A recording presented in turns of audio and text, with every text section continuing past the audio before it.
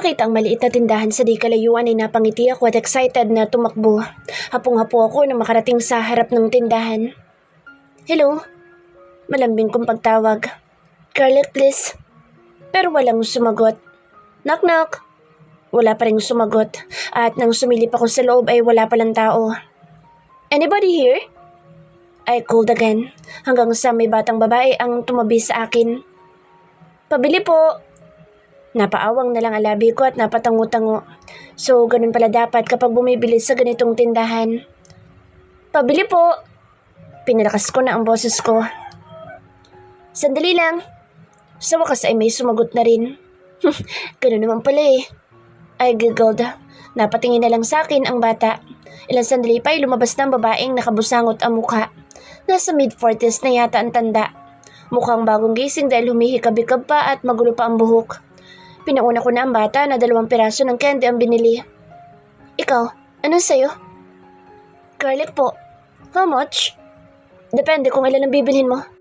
Panluto lang po sana ng manok. Wala akong pakialam kung ano lulutuin mo. Ang tinatanong ko kung ilan ang bibilhin mo. Basta, yung kaya pong makaluto ng manok. Anak nang, kahit ilang bawang pwede kang makaluto ng manok. Kahit nga walang bawang nakakaluto pa din eh.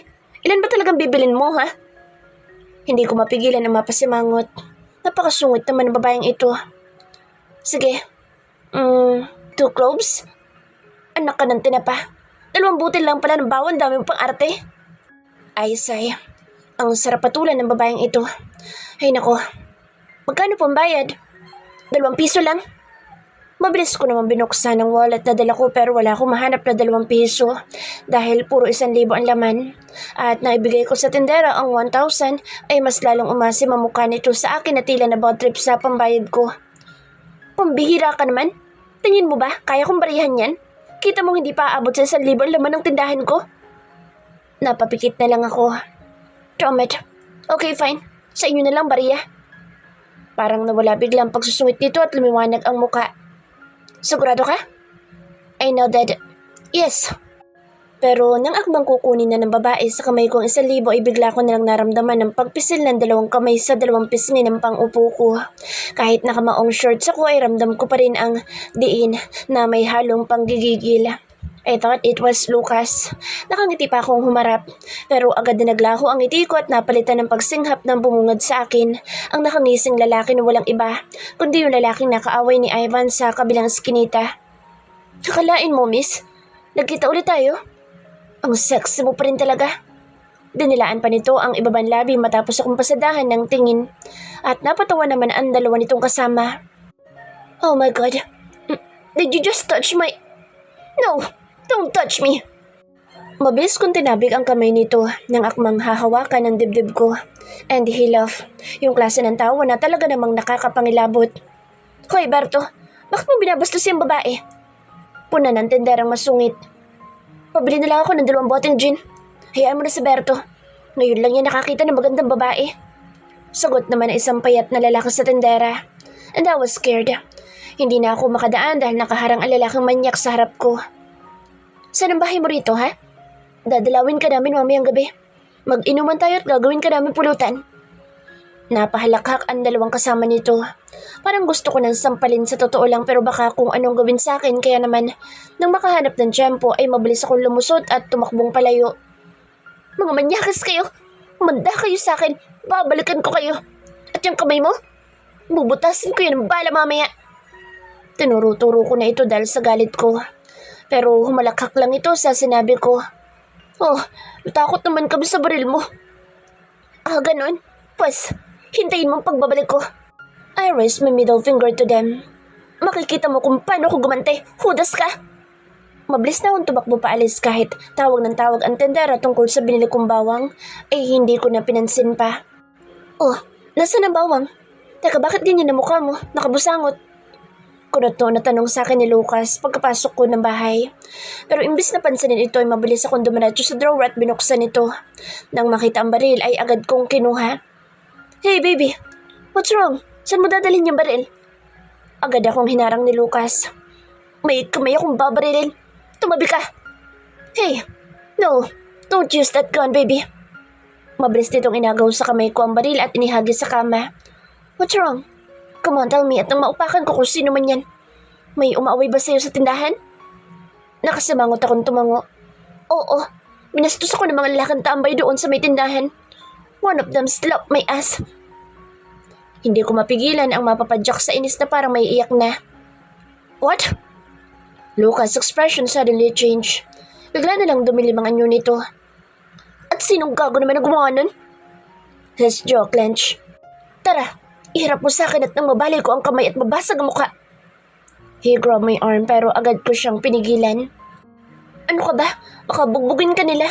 3 silang nandoon at puro mga malalaki ang katawan. Ang mas mabuti pa ay dalhin natin itong baril at paputukan natin sila para matakot. No, baby. Hindi pwede yung baril ni Ivan at baka makaapekto pa sa trabaho niya. Wala akong pakialam kahit ilan pa mga lokong iyon at kung malalaki man ang katawan nila. Ipapakita ko sa kanila na nagkamali sila ng binastos na babae. Let's go. Tuturuan natin sila ng leksyon. Nagpatiano na lang ako nang hilahin niya akong palabas ng bahay. At dahil nakatopless lang si Lucas at tanging apron lang ang pang-itaas na suot ay nakuha na naman ito ang atensyon ng bawat marites na nakahilera sa daan. May naghilaw pa na isang babae nang mapadaan kami sa harap nito. Pero si Lucas ay parang walang narinig at talagang deadma lang. Gayunpaman ay nandoon pa rin ang madilim nitong anyo. Tila isang galit na tigre base sa ekspresyon na nakikita ko sa kanyang mukha. Mas galit pa yata siya kaysa sa akin kahit ako ang binastos. Pagdating namin sa may tindahan ay wala na ang mga lalaki. Kaya naman dinala ko na si Lucas sa kabilang skinita. Yung daan na dinaanan namin dati ni Ivan nung naligaw kami. At nang marating namin ang lugar ay nakita na namin ang mga lalaki nagiinuman. Hindi lang 3 kundi nasa 5 na sila. Tila masarap ang kanilang kwentuhan dahil nagtatawanan pa. Pero nang makita ko ay napangisi yung 3 sa amin at agad na tumayo yung lalaking pinakamanyak. Oh, may pipitsugin ka palang kasama. Walang maibubugas sa amin 5 yan. Kawawa lang kapag nabugbog namin kaya iuwi mo na sa bahay at lagaan. Pakainin mo muna ng maraming bigas. Mayabang na wika ng isa. Nagtawanan silang 5. Nasaan dyan ang bumastos sa'yo? May diin na tanong ni Lucas sa akin pero ang tingin ay nasa mga lalaki. Yung isang ungas na malaki ang tiyan na may balbas. Pagturo ko sa isang lalaki na ngayon nakangisi na ng nakakaloko sa amin. Nasaan ang baril mo, ineng? Tanong na isa pang payat na napatawa pa. Halika dito, miss. Gawin ka na lang namin pulutan. Wala ka naman palang baril. Talagang nagyabang ka pa kanina. Wika naman ng isang kasama at tumawa ulit.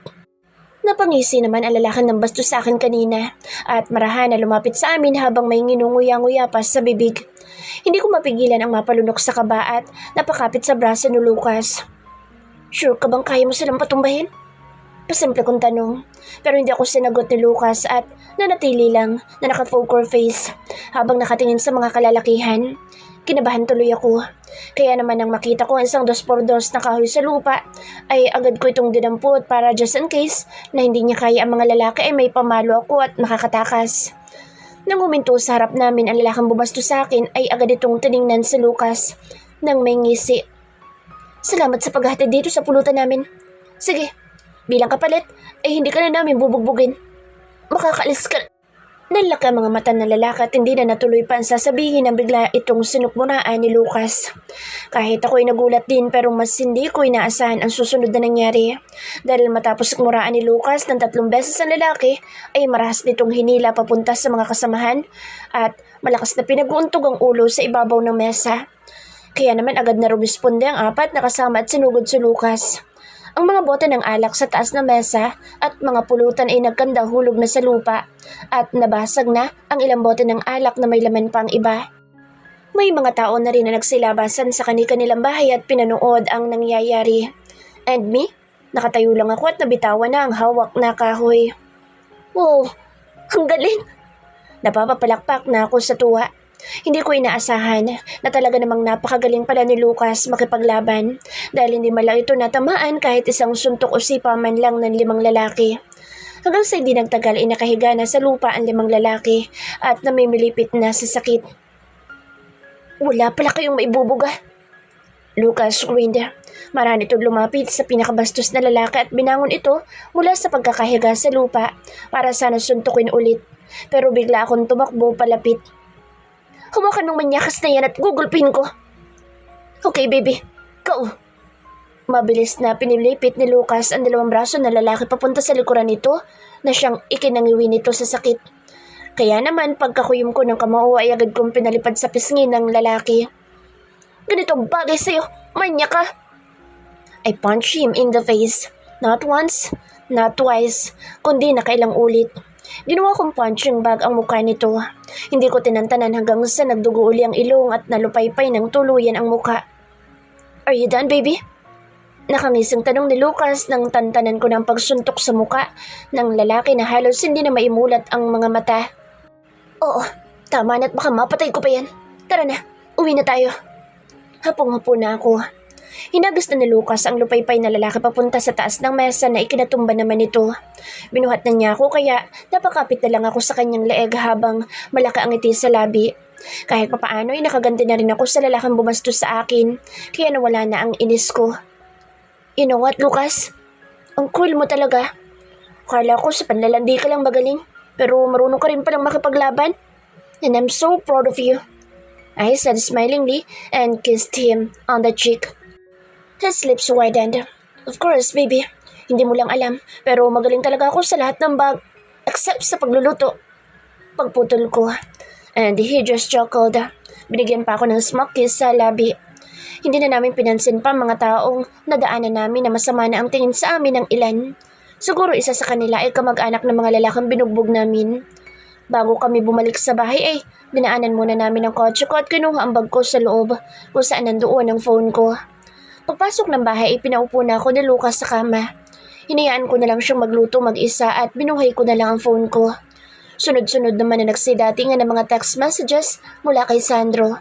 Pero imbis na basahin ay binura ko na lang ito ng diretso at agad na nagpadala ng text messages kay Lolo. Hi Lo, good morning. I'm sorry kung hindi mo na ako makakapasok sa umpan niya ngayon.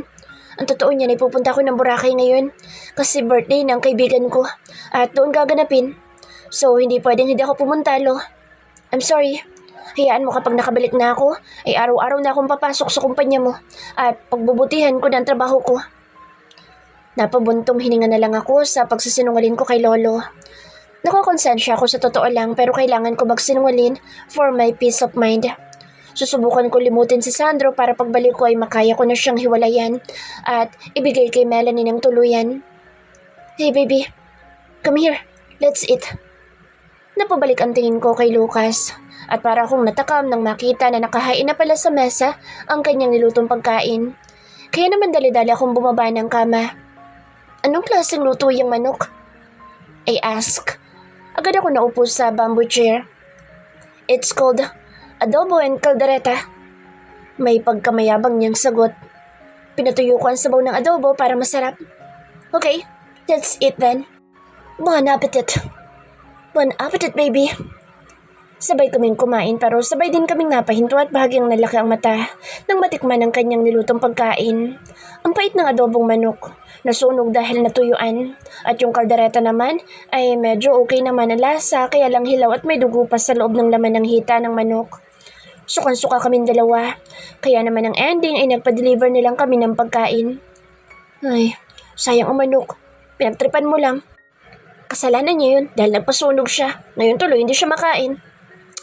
At talagang gusto mo pa yung manok ang mag-adjust para sa'yo? Napailing-iling na lang ako. Ay, kuminsan, hindi ko rin mahulaan kung bubuyog ba ang laman ng utak mo o langaw. And he gave me a bad look. Peace. Kain na tayo, Kitty. I winked at him. Saka bumalik sa pagkakangitian loko. Tamang fried chicken lang at beef tapa ang in-order namin. Nga pala, gusto mo bang babakasyon tayo? Bakasyon?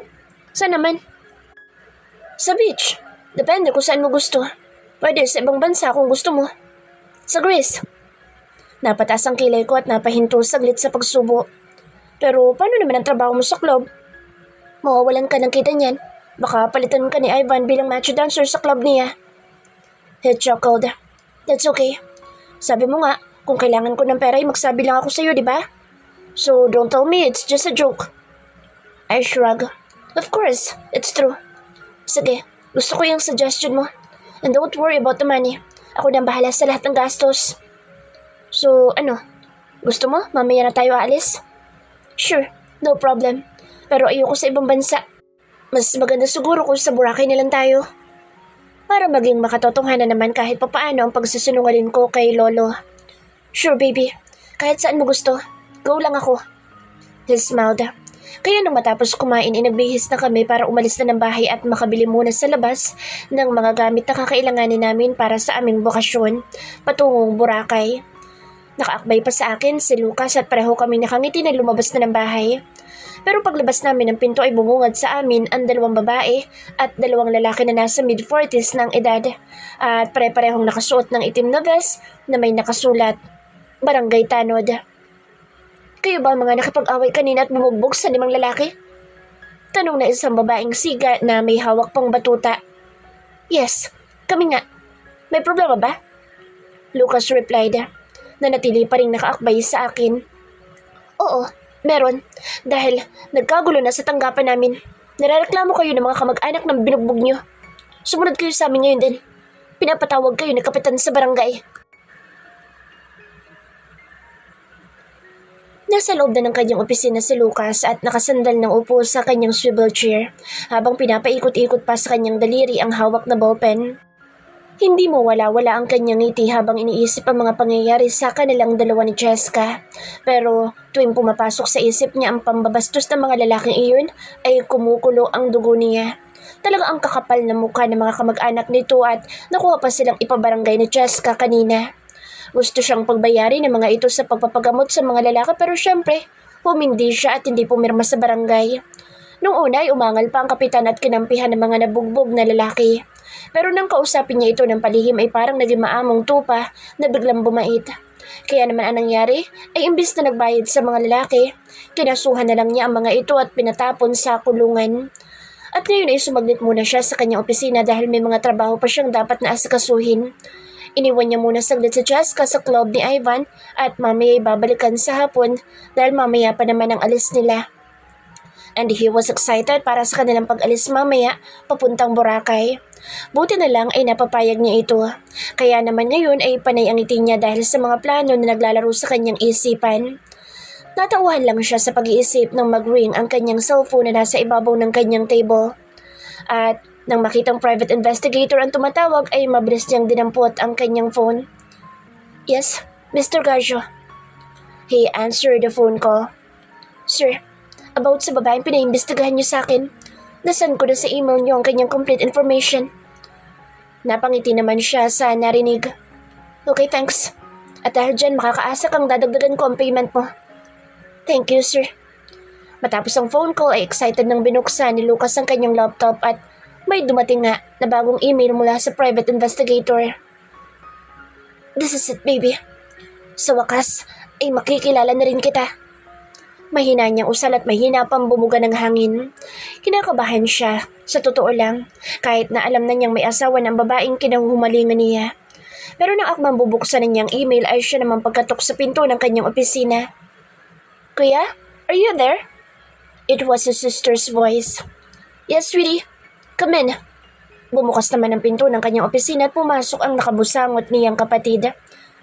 Bakit ngayon ka lang sumulpot dito sa kumpanya, kuya? Mula kahapon ka pa namin hinahanap ni Dad pero hindi ka mahagilap. Hindi ka rin matawagan? Because I'm busy. He shrugged. Busy for what? Ano bang pinagkakaabalahan mo at palagi ka na nang wala? Hindi mo pa ba alam na yung land para sa next project natin sa new resort ay wala na? Naunahan na tayo ng kabilang kumpanya. What do you mean? His eyebrows furrowed. Napailing-iling naman ang kanyang kapatid. Look at you. Wala ka pa rin kaalam-alam sa mga nangyayari. Nabili na ng Sevilla Holdings yung property, kuya. At hindi lang yun, dahil pati yung model at artista na kukunin sana natin para sa endorsement ng skincare at mobile phone, wala na rin. Nakuha na rin nila. What?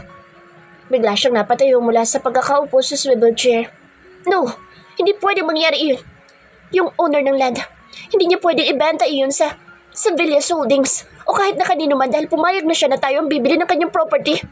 At ngayong araw ng usapan namin para sa pagpirma ng contract. Exactly. Ngayon nga usapan niyo para sa pagpirma ng contract, kuya. Kaya lang, naunahan na tayo. So, bukya na naman. Kaya ang ending, ganun sa Dad at pinapatawag ka niya ngayon. He sighed. Muling napaupo.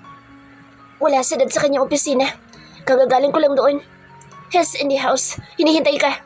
But don't worry, kuya. Ako na bahala. Hihingi ako ng tulong sa kaibigan ko at baka sakaling makahanap tayo agad ng property na pwede ipalit. No need. Ako na bahala sa project. Kakausapin ko na lang si Dad para sa bagong plano. Sige po, kuya. Good luck. Fighting. Pagkaalis ng kapatid ay napasandal na lang si Lucas sa kanyang swivel chair at napapikit. Napahilot siya sa kanyang sariling sentido. Bigla yata siyang na-stress.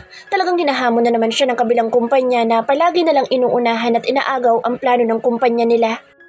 Hindi niya alam kung nagkataon lang ba ang lahat o sadyang may spy na nakapasok. Mukhang kailangan na naman yata niya ng matinding pag-iimbestiga. Napamulat lang siya nang marinig ang muling pag-ring ng kanyang cellphone. At nang makitang si Cheska ang tumawag ay parang biglang naglaho ang stress niya na agad na napangiti. Yes, baby? Hoy, Tiff, asan ka na ba? Bakit ang tagal mong bumalik? Anong oras ka ba darating dito, ha?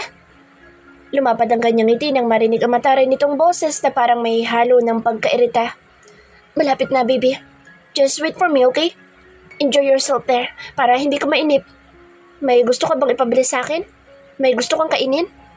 Wala. Ikaw lang gusto kong kainin kaya bumalik ka na agad kung ayaw mong tarisin kita mamaya. Hindi niya na napigilan ang mapahalakhak. Okay, baby. Sige, may dadaan lang ako saglit at pagkatapos nun ay uuwi na ako. Don't drink, okay? Just enjoy yourself. Pero wag na wag kang iinom. Yes, Kitty. Tatandaan ko yan. Lumambing na ang boss nito na ikinalapad naman lalo ng kanyang ngiti. Good. Okay, bye for now, baby. Mwah. Mwah, 3 times sa pisngi. Mas gusto ko sa lips, baby. Pero pinatayan na siya nito.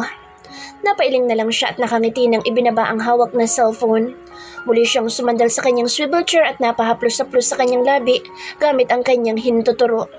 Parang kinilig yata siya at biglang gumanda ang mood. Sandaling nakalimutan ang stress tungkol sa project na inagaw ng kabilang kumpanya.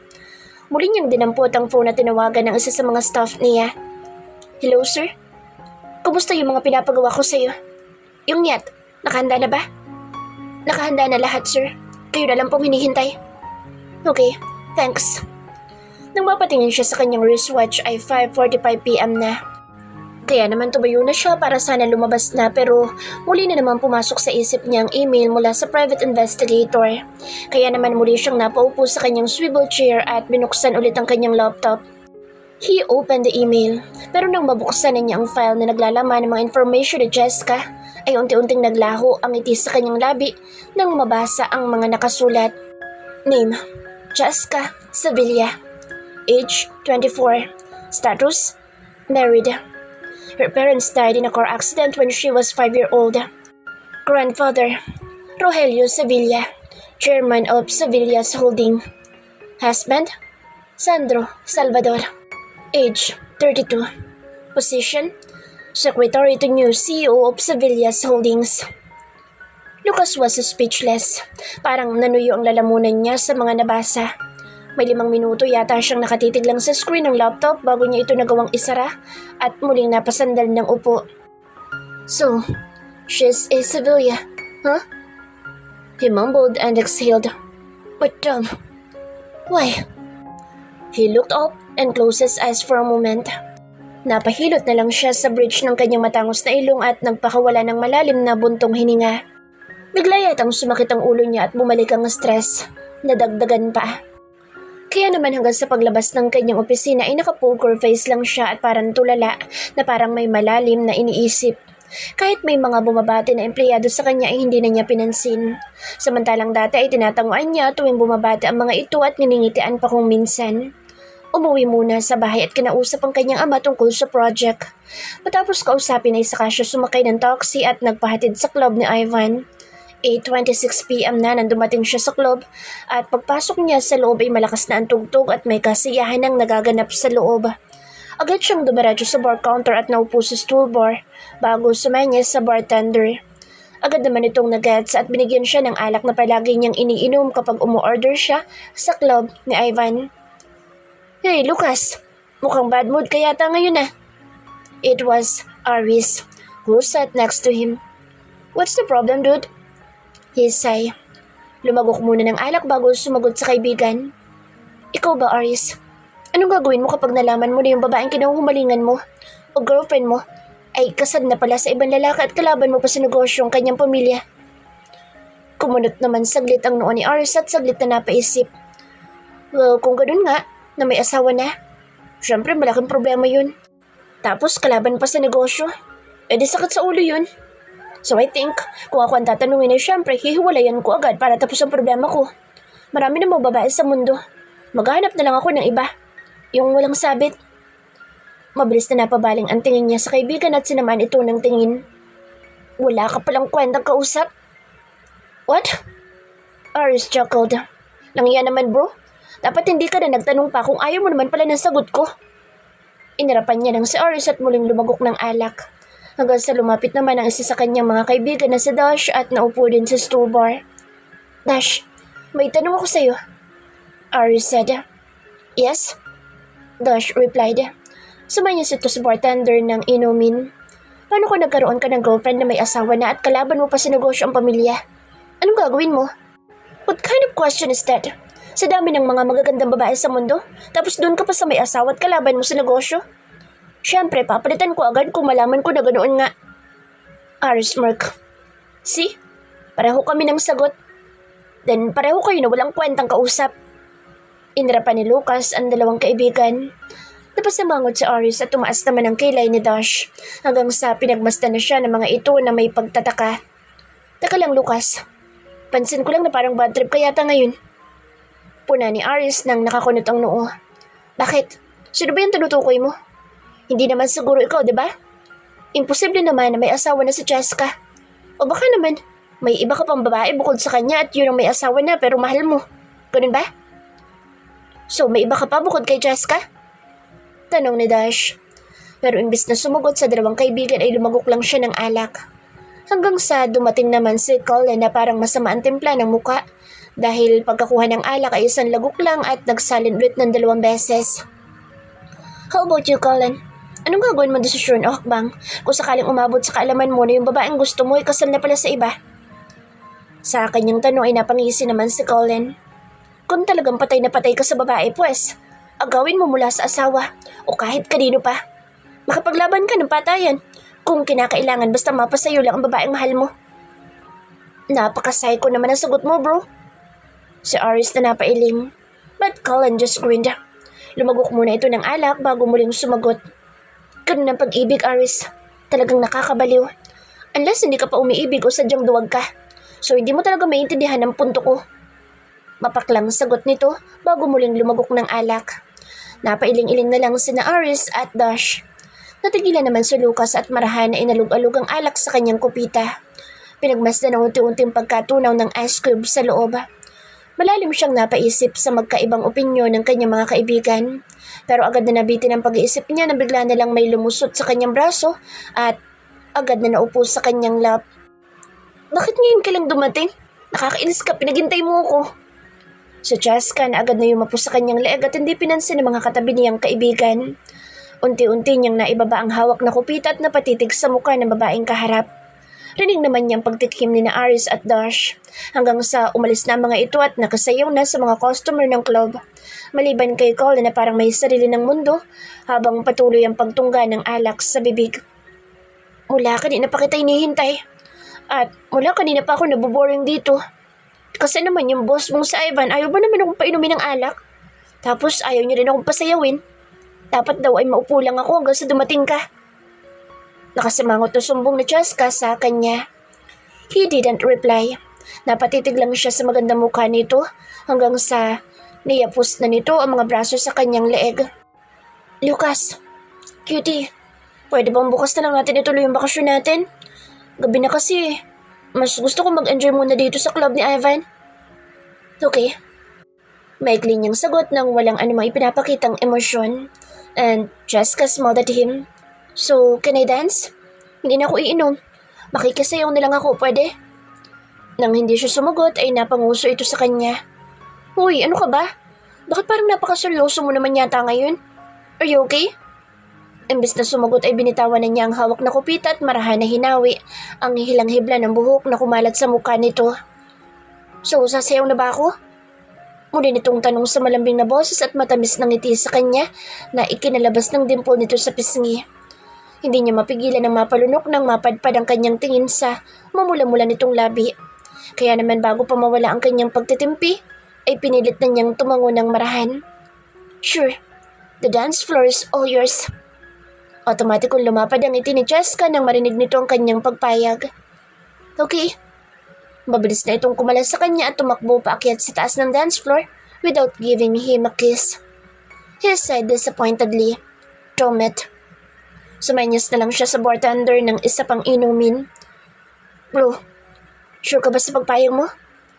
Si Ivan na agad na lumapit nang makita ang pagsayaw ni Jessica. He nodded. Pero oras na may lalaki umakyat sa taas ng dance floor na iyan at makialam sa pagsayaw niya, asahan mong babasagin ko mukha. He dangerously said. Damn it. Napamura na lang si Ivan at mabilis na lumapit sa DJ. Agad nitong pina-announce na bawal umakyat ng dance floor ang kung sino mang lalaki at kung sino man ang lalabag ay palalabasin ng club. Mula sa stool bar na kanyang kinaupan ay pinagmasdan lang ni Lucas ang taas ng dance floor habang marahan na inaalug-alug ang alak sa hawak na kupita. At paminsan-minsan ay lumalagok ng inom pero hindi pa rin inaalis ang tingin kay Jessica na ngayon enjoy na sa pagsasayaw kasama ng ilang babae sa taas ng dance floor.